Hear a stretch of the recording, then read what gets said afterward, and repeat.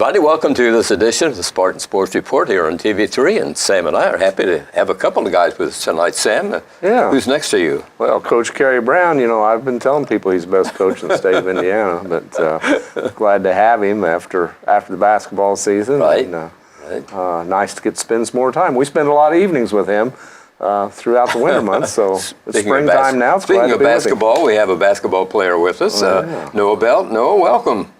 Thank you guys for having me. First time, I think. Yeah, it is. Okay, a senior at CHS, a couple of months away from graduation. Yeah. Okay. It's pretty exciting. It's been a journey. Pretty good season. One of the seniors on the team, Kerry, leader of the team. Yeah, we had two seniors this year. Dylan Logan, who's a baseball player, we would have brought him along as well. And then Noah here, Noah Belt, and they did a great job from a leadership standpoint. We expected that out of Noah because this was his fourth year on the varsity. Right. And he'd got to hang around a lot of good leaders in the past, so we were hoping that, some of that rubbed off on him. And then, Dylan was as good a communicator, I thought, as we had in our program this past season. Just worked extremely hard and was very coachable. So I thought they did a good job like our leaders, our seniors have done in the past years. And, we expect the younger guys to pay attention. When they get to be seniors, it is their team. And I really mean that sincerely, that, whatever kind of team we're going to have, it's going to be because of the leadership of our seniors. And, once again, we didn't win sectional, we didn't win the conference, but we were right there in respect to winning both of those, being successful. And I think that has a lot to do with the culture that we've developed and the leadership that our kids have provided, and especially the seniors. And if we don't have good leadership, we probably won't have good seasons. Coaches can't be around all the time. Whoever's leading in the back of the locker room when the coaches aren't around, that probably says a lot about the type of teams and the type of seasons that you're going to have. As a senior, how do you help the younger kids? They come to you and ask you things, Noah? A few of them do when they're confused or like in practice, if they don't know how to do a drill, I'd help them with that. If they have any questions like off the court, I can help them with that too. As the coach mentioned, you're a four-year letterman, so that means you played freshman ball. Yeah, as a freshman, I played a little bit of JV at first, and I moved up to varsity. And it was a good experience. It was a good stepping stone for me. The difference between 8th grade basketball and varsity, it's a lot of people don't know what it's like, but it's tough. It's really tough. In what way? What's the difference between? The speed of the game, the strength, your court awareness has to be so much better from just like middle school to varsity, and just all around the overall skill of the players. There's a big jump from the skill levels. You're a quiet type kid. You don't talk a whole lot. You communicate with your players, though, don't you, out there? Yeah. I mean, we have to if we want to be successful, especially on defense, because breakdowns could happen, and we don't want that. You worked as a point guard at times, right? Yeah, I do. Okay, and what's your job as a point guard? Point guard, I will handle the ball mainly for us. I initiate the offense when needed. And just take care of it. You look at the coach for advice as you're bringing the ball up court as to what play you guys are going to run? Oh, yeah, for sure. Whatever he's going to call, we're going to run it, and we're going to try to execute it to the best of our ability, yeah. How does he tell you what play? We have some motions we'll do, or he'll like quietly whisper it, and then I'll be like, what? Wait, what? And then I'll finally catch along. You received some awards. Tell us about those. Well, my teammates voted me as MVP. Let's see what else I get. I was all-district team. I was voted a regional all-star by the coaches. I think that's it. Leading scorer, leading assist, tied in both of those. I think he was second rebounds. Some of the other awards. I was going to play in a couple all-star games. All conference. Oh yeah, I was. And he was the runner-up individual in terms of the number of points accumulated. He was the second by 1 point. So pretty good. Absolutely. Had a good knack of getting to the basket and getting to the free throw line and making those free throws. You practiced those free throws all summer long? How did you get so good at shooting them? Going into my senior year, yes, I practiced my free throws a lot because I knew in crunch time, free throws are very crucial. And over the course of a game, they can really add up and help the overall team. Mm-hmm. He went from, correct me if I'm wrong, though, but he won our free throw award as a junior at 79%. Right. And then this past season, he shot 90% from the free throw line. He shot, I won't have the numbers right now, but I want to say he shot almost 150 free throws total for the season, making whatever 90% is, 126, 27, 28, whatever that was. But he made more this year than he shot last year, which, talks about how much he handled the ball, attacking the basket, getting to the free throw line, and having the ball in your hands at the end of the game with the lead. It's a good feeling when you're the coach and the guy who's shooting 90%'s got the ball and he's going up. And there are no guarantees. We saw people miss them on television all week here this last week, and we've seen it in the past. So, you still got to go up and execute and block everything out and make them. And sometimes they're in some pretty tough positions. And I know that late in the game, if you got the lead, you don't want somebody standing out there chucking up threes. And Noah had the ability to do that, but had the wherewithal to work that ball around, look for that good shot underneath. We call it time and score. And, not only are you playing against the opponent, but you're playing against the clock, and there's no reason. And we try to communicate this to the players, and I think they understand and grasp the idea of it. But there's no reason to take quick shots and give the ball back to the other team, and that's one of the ways that you can lose those games. We want layups and we want free throws. There's no reason to shoot quick or contested shots in those situations, and I think our guys understand that, and they play. For the most part, they played that way. And if you took the end of the quarters and you treated them, and we do, like the end of the game, but if you don't get the last shot and the other team does those 3 or 4 possessions throughout the course of the game, that's that many more opportunities. Because throughout the course of the game, their possessions and our possessions are usually going to be just one off, depending on things like turnovers or offensive rebounds. And they're that important. If you give them an extra possession at the end of the quarter, throughout the course of the game, it could be huge.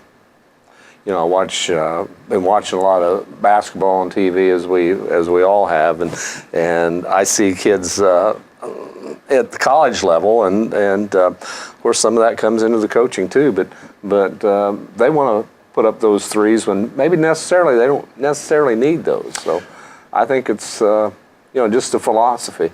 There is the shot clock that they have to deal with, but I really believe in watching the best teams at the high school level in our state, and even the college. I hear the commentators, and I know the coaches are always wanting, everybody's got rules, what you can and cannot do. But, I go watch our state championship game, and it's Carmel and Ben Davis, and you know how they played? Like Connersville played, or we try to play like them. And if you go back and watch the semi-state game with Carmel and Penn, 2 huge schools, Carmel's getting the last shot every quarter, and they're making sure Penn doesn't get an attempt at the end of the quarter, and they're making that. And I don't care if it was their D1 player, if he had 2 or 3 guys on him, he kicked it to another guy so that they got a great possession and a great shot, or they dumped it down when they helped up. And that's the same way that the Connersville Spartans are trying to play. If you go watch Carmel, who was our state champion and state runner-up last year, we're trying to emulate what they're doing. In the classroom, how do you do, Noah? I do overall pretty well. Coach, you want to comment on that? I think he's a solid B student. I'll say that, a solid B student. I could tell by, you can always tell by the way they answer. He hesitated just a little bit. I wouldn't want him shooting a free throw on that after that question. But, I think most of our kids' school comes easy for them at the high school level. And it was probably the same way when I was there. I know when I got to college, I actually made better grades in college than I did high school. But it was tougher, but I applied myself more than I did in high school. Yes. as we get older, we get smarter, and Noah's going to do the same thing. I'm sure he'll apply himself when he gets to the next level. And if he doesn't, he's going to run into issues. But he's smart enough; he's going to know that he needs to apply himself. And there's not going to be, the thing about college is there's not going to be someone standing over you, making you do your work or getting you out of bed and getting you where you're supposed to be on time. So hopefully we've done a good job as a basketball program in instilling, those ideas about responsibility and discipline and work ethic, and that'll carry over, and he'll be successful, and I think he will be. And you're going to IUPUI, you told me. Correct, yes. And what's your major?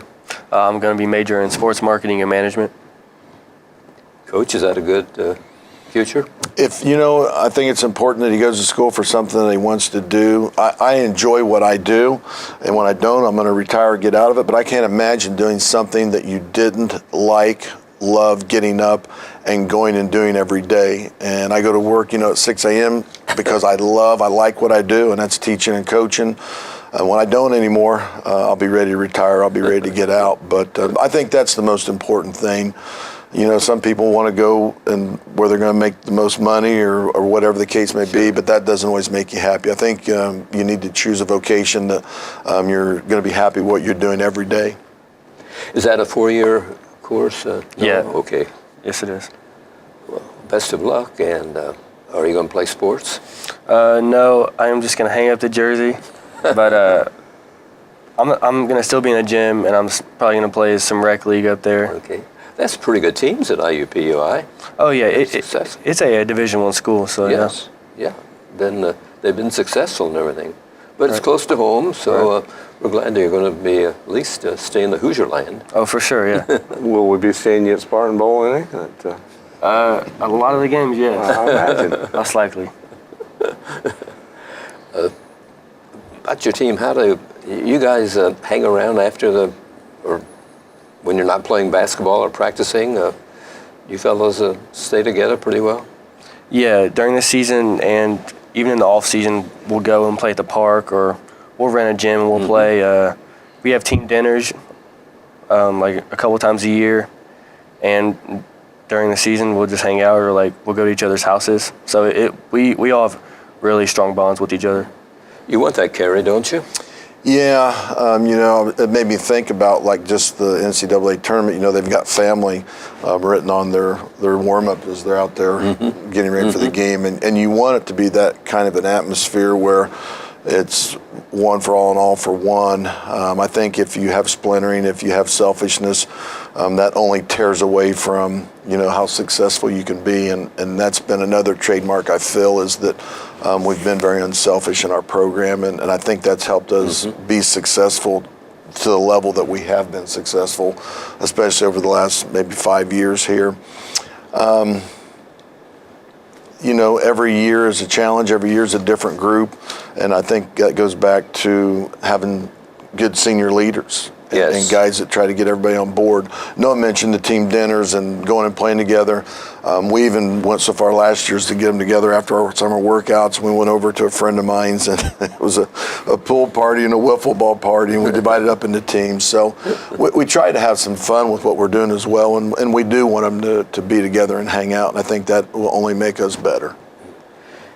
I know your job's not finished when the season ends as a coach. You work with these fellows the rest of the school year and throughout the summer, right? Yeah, it's a little bit different now. The IHSA's put in some regulations. Actually, tonight was the first night that we could get back in the gym and start working out our non-spring athletes. It's a long season. So we're not meeting this week. They've got this week off, other than we're going to set our weight room up one night this week.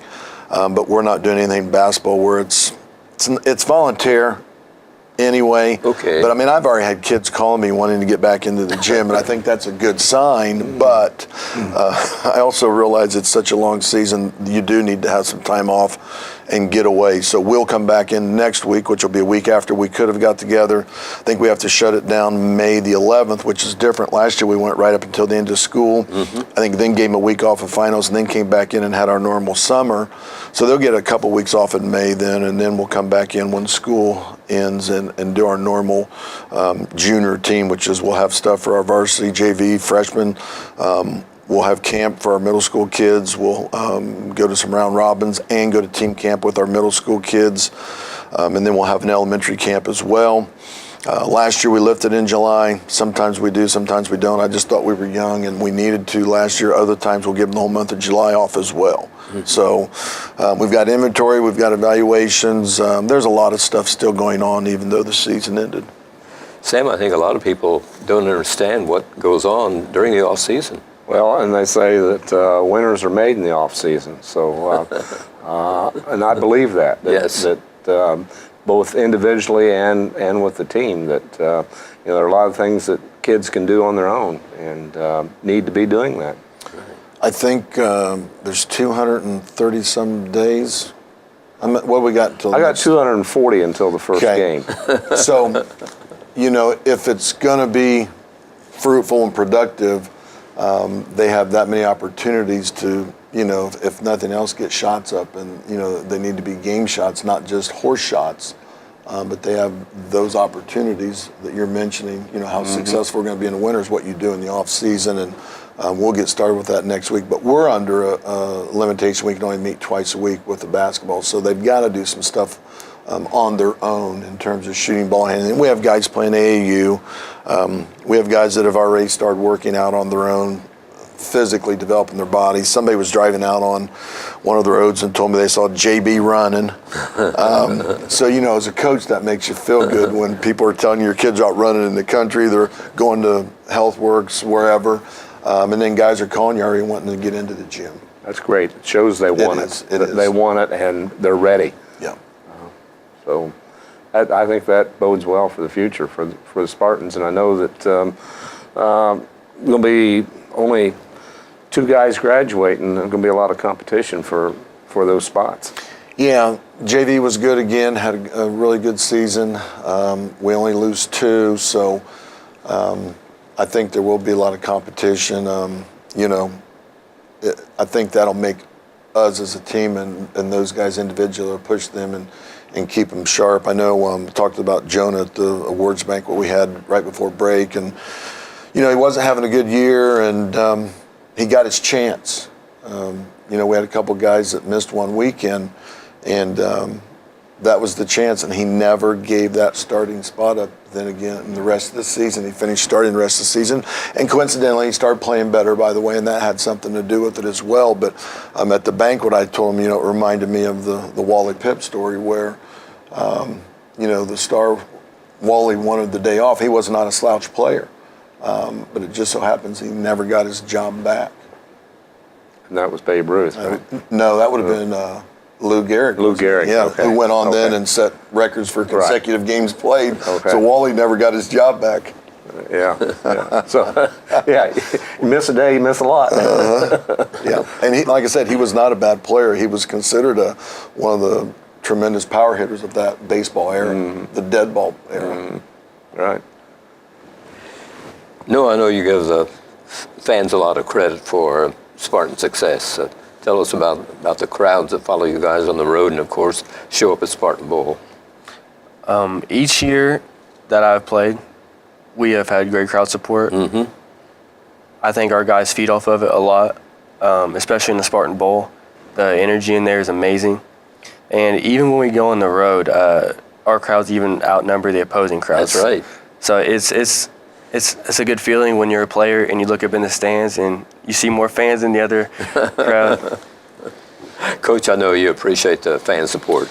Yeah, I wish I had a picture of Chrysler Arena those 2 years when it was half red and half green, because I've had, and I do somewhere. I'm not very good with technology. I probably could find it, but that's Hoosier hysteria.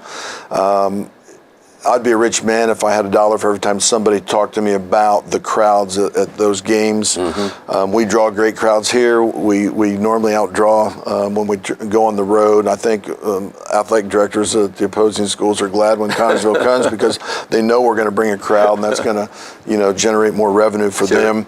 Seemed like every school we went to this year had some kind of a Hall of Fame deal going on, and I don't know if it was coincidental that they knew that put more people in the seats and make it a better atmosphere for their Hall of Fame or whatever it was, Richmond, Mount Vernon, wherever we were going, it seemed like there was always Greenfield. There was always something going on. That's right. When we were there. Yes, yes.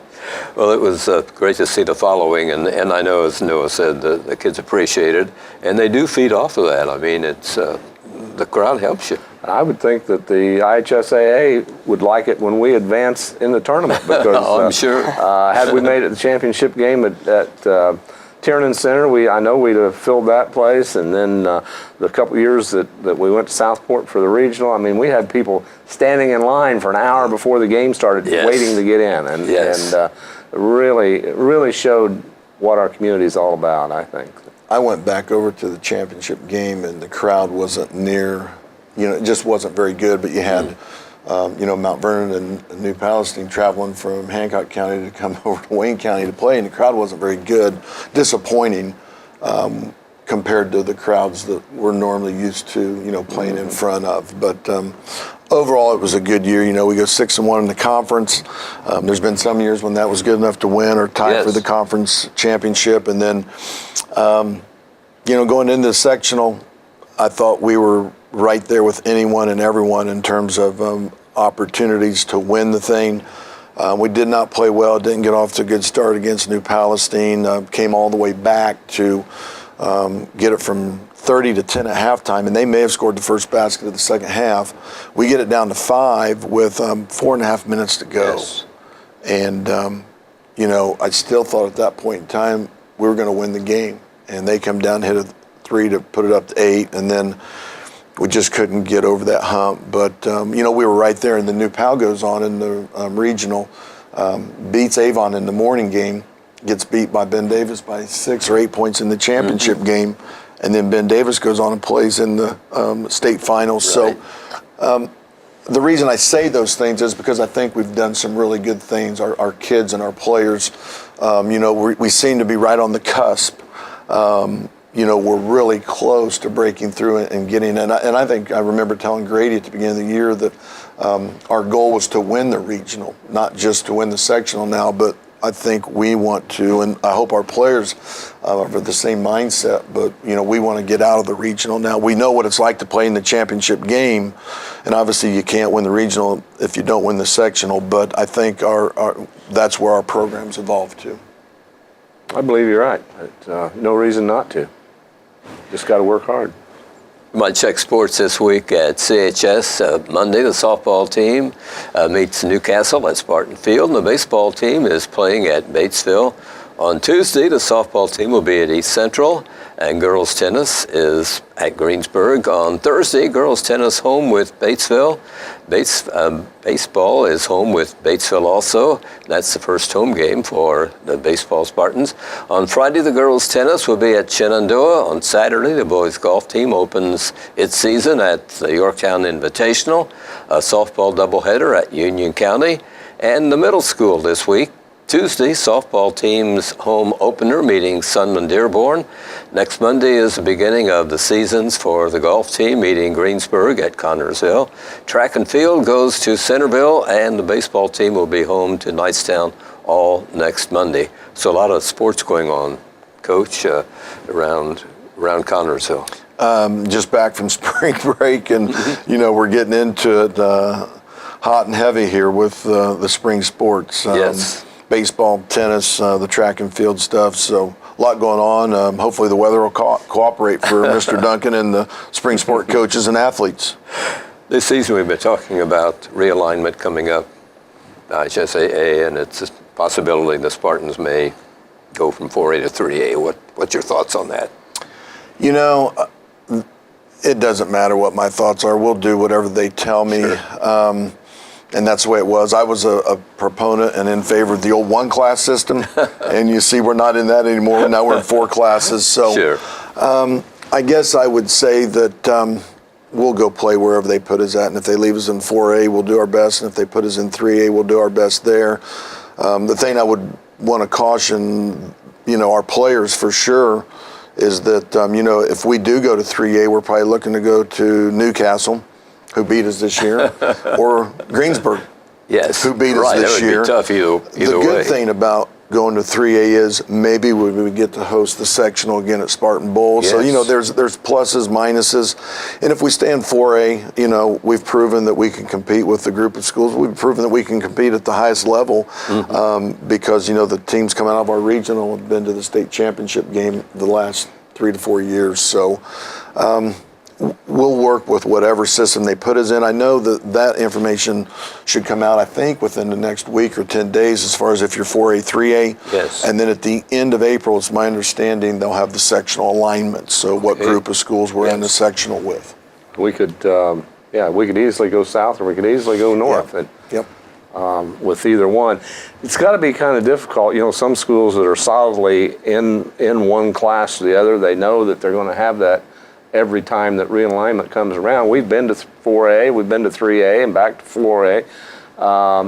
It's just we're always right there at that breaking point. Well, and I think the enrollment at Connersville's trending down. I don't know what the class sizes are of the middle school classes coming up, but I would say that probably, if you was a betting man, I'd bet that we will end up in 3A and stay there. But again, that depends on the size of the classes. But I would say our enrollment's probably trending down over the next few years. But it's important to remind the fans that it does not affect the schedule, only the tournament play. No, I hope we keep playing Lawrence North and North Yes. Central. Now, they may not want to play us if we're a 3A.